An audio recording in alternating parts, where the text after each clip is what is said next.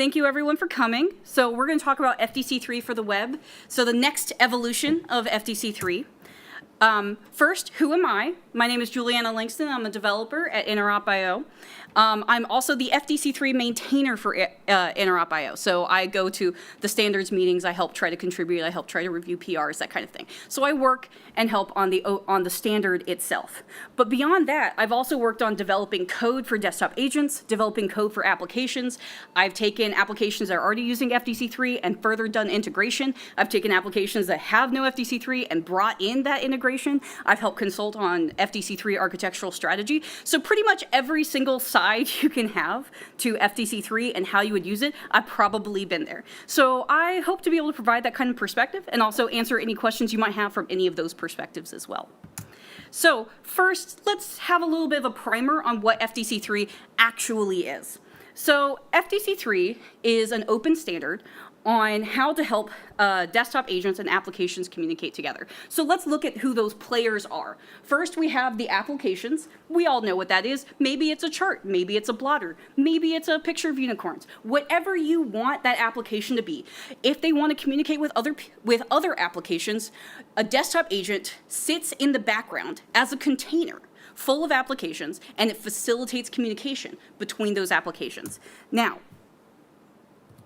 that communication can be done one-to-one, which we call intents, but so you have the choice between one-to-one communication and one-to-many communication. And that's the core of what FDC3 is, applications and desktop agent and applications living inside of a desktop agent and communicating back and forth. But that can sound really basic. What is the extra value add that FDC3 brings to the table? When you're communicating between applications, you're taking little packets of JSON and sharing them back and forth. And the real magic is that we all agree what these little packets of JSON actually mean. So we know that if we say, I want to view a chart for Microsoft, we have defined how that works, and we can share it between the applications, and all of the applications know that's what that means. So you don't need to learn Bloomberg's API, another application's API. You don't need to learn a dozen different APIs and then try to figure out what does this mean and how do we translate to this other. We are all agreeing what we mean when we share these little packets of JSON back and forth, and that's the real power. Now, FDC3 is not perfect. It does not have everything in the world. We are always learning and we are always growing, and we're taking new use cases that the community wants to have, that they bring to the table and say that they need to have new support for. We take those on and we work on expanding FDC3, which is what brings us here today to talk about FDC3 for the web. For the longest time, desktop agents have only lived on the desktop itself, so on your actual local computer. But we have lots and lots of interest in bringing it to the web. Sure, a lot of times desktop agents need to work with those executable like Java applications that were written 20 years ago, and you need to have those working together with new fancy web-based applications. But now we're seeing more and more things that are just web-based applications, so it would make more sense to have it just in the browser. So let's look at what we need to do to be able to support having applications in the browser. First, before we look at actually how it gets to the browser, let's take a step to see where things were on the desktop alone. So here's just a little bit of an example of code that we start with for an application. You might have a button and you click it, and the actual code itself that is being called is going to be something like window.fdc3. Window is an object that's already there present in JavaScript, and FDC3, you can just assume window.fdc3 has been injected onto the screen. And so you just go ahead and start operating with it with that code already there. The application has to rely on that object being present. And also, I have a slight annoyance with this because I work on so many applications. You get these little red squiggles in VS Code underneath window.fdc3, because it's like window.location exists, window.navigation exists, but window.fdc3 is not defined by W3C, so we don't know what that is. And then you have to like add all of this extra infrastructure into your code so the red squiggles go away, because I take the red squiggles very personally if that is not made clear by my tone. Always annoyed me. Don't worry, we fixed that. We're going to fix that by the end of this presentation. So you have to do a whole bunch of extra stuff when you go through TypeScript, when you go through your development pipeline to make the red squiggles go away, to make your test cases go away, etc. But at the end of the day, the app is just assuming that window.fdc3 is present and is moving forward from there. From the desktop agent perspective, again, pre web support. The desktop agent exists here on as an invisible container with all of its applications inside. The desktop agent then injects the FDC3 library into the applications inside of that container. Once the applications have that injected library, they can then call whatever functions they want to do. And then as they call those functions, the desktop agent will facilitate communication back and forth between those applications. So that's great. That's sort of how the infrastructure, how the plumbing all works together. But this introduces a problem when we move to the web. On the web, instead of having this invisible container with these applications running, that container is now a web page. And those applications are now iframes on the web page. So we are now limited to web technologies. Before, if you were using something like an Electron app, you can do things like open an executable file. I can open calc.exe if that's important to me. I can open Excel. But you can't do that, obviously, on the web. We all sort of intuitively know that you can't run an executable from the browser. That would be a massive security concern. That would bother us a lot. So not only can you not run native executables, but something that might be less intuitive, you also can't inject scripts into applications. Even though these iframes run underneath the parent of the desktop agent, the desktop agent can't inject FDC3 into the applications. So we now have a problem. How do apps become aware of FDC3? If we want to have FDC3 on the web, where are they going to get the FDC3 library from? Furthermore, how is a desktop agent supposed to facilitate communication between these applications? If the applications all know they're on iframes, there's probably 3 different ways that you could share communication back and forth, but all of the applications need to be on the same page. They all need to know in a standard format how that communication can happen so that it can happen. Also, as a fun fact, there's a lot of UI stuff that usually is put into your desktop agent. So like if you want to change your color channels in your application, if you want to send app information from one app to another app, but there's like a couple that it could be, so you need an intense resolver to figure out where that information is. There's just a couple of UI pieces that really come in that need to facilitate a lot of these like basic ergonomic features. So where do those UI pieces come from? How do they get added into these applications, especially if they're needed specifically inside of the iframe? So these are all of the questions, all of the sort of processes that we have to define as part of the standard. We're not breaking ground here. We're not inventing the latest technology. We're just deciding what is the best answer that will best serve the community and then agreeing on it with all the members of the community. So what did we solve? FINOS itself is now releasing an NPM package at FINOS/FDC3. That package has already been released. You may have already used it for TypeScript definitions if you've wanted to do that before.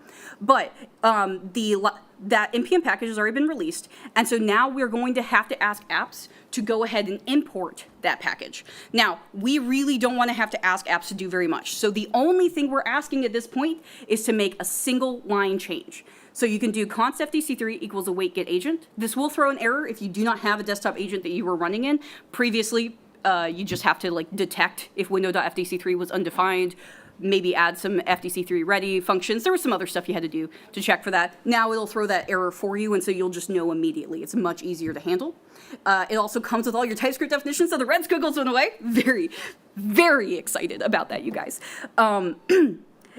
It also helps better with testing because now that we have all the type definitions and you can spoof it more easily, it's so much, the ergonomics of this is so much easier and cleaner, you guys. Anyway, const FDC3 equals await get agent. This is going to give you that desktop agent object. Now, if you are running your app locally on a desktop with a desktop agent that is running locally on your desktop, this also works. Completely understands it. It will see, oh, window.fdc3 got injected onto this page. Great, that's what we're going to hand over. So you don't even need to worry if it's on the desktop or if it's on the browser. But if you do bring it into the browser and you have a desktop agent that supports FDC3, it's also going to do all kinds of handshakes in the background. It's going to do all of the stuff it needs to talk to with await get agent, and then it's going to figure it all out, and then the await get agent is going to hand it to you as the application, and you're just good to go. There's nothing else you have to do besides this one line, and you're just rolling along with all of the other FDC3 stuff that you've already supported, except that your life just got a little bit easier. On the desktop agent perspective, so I suppose Giles, as the one person in here writing his own desktop agent, there is a little bit of extra desktop agent protocol stuff that you do need to know about, but you can look that up already. We're not going to worry about it too much because everyone else here said they're more interested in apps. That said, I do want to tell you what Get Agent is doing because it was a lot of work that we spent all of last year on, and it's this flowchart right here. I went to the FINOS website and I zoomed out 200% to be able to get all of this into one picture. That is how much there is. So if you're personally deeply interested in every one of these texts, which could not show up on the screen, it's so complicated, I've made a QR code for you. For your convenience, you can go ahead and check it out, read through it. You will fall asleep by the end, trust me. But here you go. This is what Get Agent is doing under the covers. But on a higher level, where we actually can read it and think about it, what is happening? The desktop agent is facilitating sharing data. Get Agent says, here's the app in the iframe. They go ahead and do a handshake to say, to confirm that we're working, we're talking over the same channels, and then it goes ahead and shares its data that way. It also will provide UI pieces. So if you need to have your channel selector, if you need to have your intent resolver, it can support that. The desktop agent can say, we have an even better, FINOS itself provides default intent resolver and channel selectors, which I personally like because I personally wrote them. But if you think that you did better than me, which is possible but doubtful, let me say, you can go ahead and write your own. And apps themselves, I believe, can also have their own opinions on what those UI pieces should be. And so you can make those changes every step of the way based on the amount of control you think is appropriate each step of the way. This also supports, I just want to say, I have been talking about iframes inside of web page, but it doesn't just have to be iframes. If you want to be able to open a new window, you can also do that, and it also supports that communication. It's slightly different kind of communication at that point, but again, all of that is plumbing in the background that is almost exclusively handled by Await Get Agent. There is one little thing Giles has to worry about for his desktop agent code, but other than that, it's all being handled in the background for you. So, FDC3 is always changing, it's always improving, and FDC3 for the web, I think, has been a really, really great improvement. But I want to take a brief aside to look at some other things that are coming in the future. So next up in this very room, Yannick here will be talking about security and identity. I'm going to let him explain what that's about, but it's one of the next big push. So while FDC3 for the web was our big flagship project for 2024, identity and security is our big flagship project for 2025. And so I'm sure he'll be able to tell you all about it in a way that's way more exciting than I can. And then after that is FDC3 subagent. Chris West will be talking about that. And while I personally feel like it sounds, Chris and Derek, sorry, Derek, they will both be talking about that after that, again, in this same room. I feel like subagents are very niche, but I've also been personally attacked by subagents multiple times, and I have wished it on multiple projects. So if you have small component widgets that are all on the same page, and you want them to be able to communicate to each other as if they were different applications, we can support that. A little niche, but also I have wanted it on multiple projects. So here you go. This is all the future of FDC3, but let's come back to the present. FDC for the web is very exciting, and we've already rolled it out. So I'm going to show you a video in just a second, but I want to provide a little bit of context. Our product, IO Connect Browser, has already released FDC3 for the web, and we already have customers using it. They've already started integrating it, and one of the things that people have looked into integrating is the latest hotness, AI. So we have customers who have their own AI products, and because AI can go ahead and call arbitrary commands, and FDC3 provides this nice standardized set of commands that you can call when you want to do things, we've already started seeing people leveraging FDC3 to help their AI agents work with their already existing projects. So I want to show you here not the exact thing that our customer used, obviously, but a recreation that we've done that we can also talk to you more about at our booth. So here is the video. So if I remember correctly what is happening here, we have a PowerPoint presentation being generated by AI to take, it's going to look at a list of client information, a list of portfolio information. It's going to be able to answer questions that a particular customer has sent in about their portfolio. It will assess the portfolio generate summaries, generate PowerPoints for that, and then be able to send an email. All in a way where a user is able to look at the details that are coming through, evaluate it, make sure nothing got hallucinated, make sure they can take it as much security as they feel is necessary, and then be able to act on those.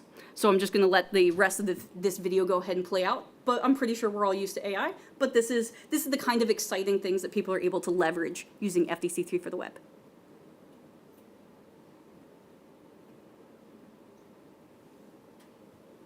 And here, it's generated an email based on, it's generated a slide deck. It's sending that slide deck in an email.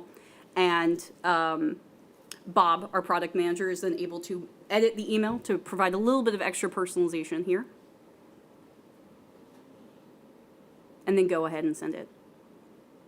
We have lots of lovely demos about how you can do this yourself. If you would also like to take advantage of FDC3 using agentic AI, and that we can help you plumb together all of the different kinds of applications and all the different kinds of AI that you already have on your own premises. Now, finally, how can you take advantage of FDC3? I hope that I have inspired you with all of the exciting things that FDC3 has brought, both on the web as well as AI offerings. So what can you do right now that you've seen this? And the number one thing is to start using a wait-get agent. Even if you don't have plans to go to the browser, if you are only on the desktop, you can still take this and you can still add it to your applications, and you'll be able to see it go ahead and work on the desktop. Once you've done that, it just reduces any friction you might have when you want to move to the browser in the future.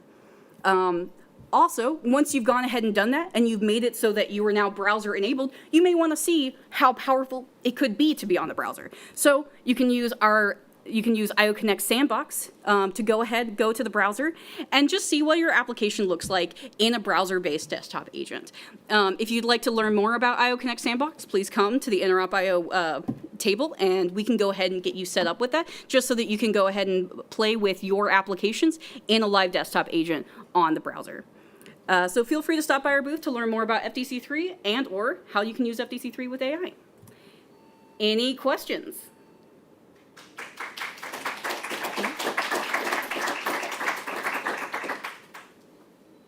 Yes, I see a question back here. Is 2.2 backwards compatible with 2.1.1? Is 2.2 backwards compatible with 2.1? I want to say yes, but Chris. Yes. He said yes too. If you want to use newer features, you have to use the newer versions. Yes. If you use an app inside a web browser, you need to put the 2.2 module in. You shouldn't have to change much of your code beyond the one or two lines that Julianna demonstrated. So get agent or You'd have to make that change, pop that one line in. instead of window on FDC3. Exactly. Yes, so all the features for 2.1 are still present and you can still use them, but if you want the new features of 2.2, you will have to use 2.2, and those new features include FDC3 for the web. Just to reproduce that for people on the recording. And the 2.2 features, amongst other stuff, is the built-in resolver. Is that like intent resolver? Yes, so the ability to deliver an intent resolver from the desktop menu. Okay. So in the container platforms, they're usually doing it another way, like they'll pop up an interface themselves. A web-based desktop agent may be able to do that, but if it can't, there's a mechanism where it can push it inside the application, so it can pop up there. Leslie, I think I saw your hand was up.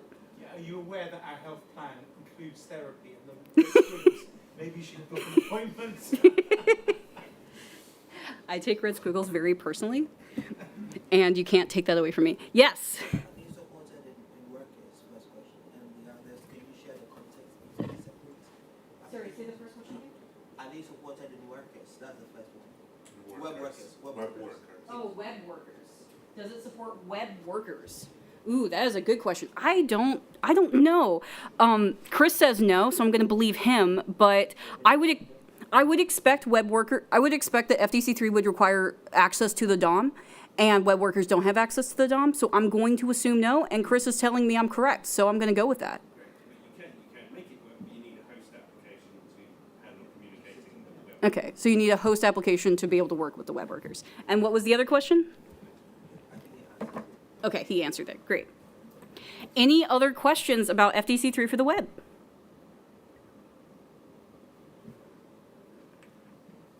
Chris, What do you think is the most important thing we need to do next to it? what's the most important thing next for FDC3 for the web? I would say bridging, honestly. So I think the biggest friction that anyone's going to see with having FDC3 for the web is that we still have native applications running on your local machine. And so if you have a lot of applications that are all web-based, but you still have that one legacy Java application that no one understands, we're not going to be able to upgrade it to something that goes on the web, it's just not feasible. You still need to be able to use it. And if we don't have a solution if there's no solution there to be able to support all of these web-based applications and your one desktop application, then it's not going to be a viable solution. So we really need to be able to knock out bridging so that you can have both desktop-based applications and applications all running in a browser at the same time. So I would say that's the most important next feature to really opening up the platform for FDC through the web and getting rid of any of those remaining friction points. But that's just me personally. I'm not just saying this because Chris is very involved in the bridging standard. Leslie. Can I add to that? I know you asked Julianna, but I think people sharing use cases actually. We've got this use cases working group, and lots of our clients have got use cases and they don't share them and they don't make the context public. It would be good if more people did. Absolutely. So we have, the comment was to bring use cases to the table. And I want to also call out that at IO Connect, if you're one of our customers or if you just are stopping by the booth, you can tell us about your use cases. If you've tried to use FDC3, but it didn't have the exact thing that you wanted, feel free to come talk to us. And we're open to taking our customers' use cases, packaging them up, and bringing them to FDC3 for you. It's always available for anyone to come to the use cases meetings, but we've had some people who say they can't make the meeting. They can't for one reason or another. So we're willing to do that for you because we're already in all those meetings anyway. But yeah, use cases. Okay, in the back. Yeah, last question. You mentioned that actually apps itself can provide the UI components like the channel resolver. So let's go how you can do that. Yeah. About the Yeah. Okay, let me just bring up some code right quick. Okay, so the question was, how would individual applications have control over those individual UI pieces? How would they include those? So here, you see const FDC3 equals await get agent. That get agent can actually take an argument. And so it will take an object worth of other information, which can include the resolver URL or the channel selector URL. So you can say, here's the URL of the UI piece that I want. And it looks like Chris is arguing with me. It comes from the desktop agent. It does come from the desktop agent, not the application? The desktop agent can specify the one going through. We didn't include the ability for an app to do it because the app can do it with the API already. So you can already access the resolver and get the options, and you can choose then how to render that with your dimension buttons. Okay. We opted not to duplicate that because you can do it with the API. Okay, I apologize. I got confused from the meetings that we've had before. Okay, so then you can build your own and use the built-in FDC3 API to write your own intent resolver to get those intents that need to come up and handle and then send out the resolutions. So you can effectively intercept the intent resolver and, if you want, undermine the desktop agent's desire to provide their own UI. So that is available to you. Any other questions? Unless I'm over time, I'm not sure. Yes. If we have like our own desktop agent implementation, Mm-hmm. it's 2.1.5. Mhm. So does that mean like we have to upgrade our system to make it 2.1.5? Like with the web as well? So if you have written your own desktop agent code, because I was mostly focused on, how apps can work. There is a little bit more of a lift that you would need to do, and so you would need to look into the protocols for, as your browser-based desktop agent, for receiving those handshake messages back and forth from the get agent function. So you do have several more steps you'll have to go through to go from 2.1 to 2.2 if you want to support, in order to support browser-based FDC3. So we have descriptions online about it, and DACP is going to be one of those things that you're going to be looking for to define the exact protocols you're going to be going through to look at the handshake methods to facilitate all that support. It's all defined very extensively, thank you, Chris, on the website for how to do that, but you'll have to look that up, yes. Last question.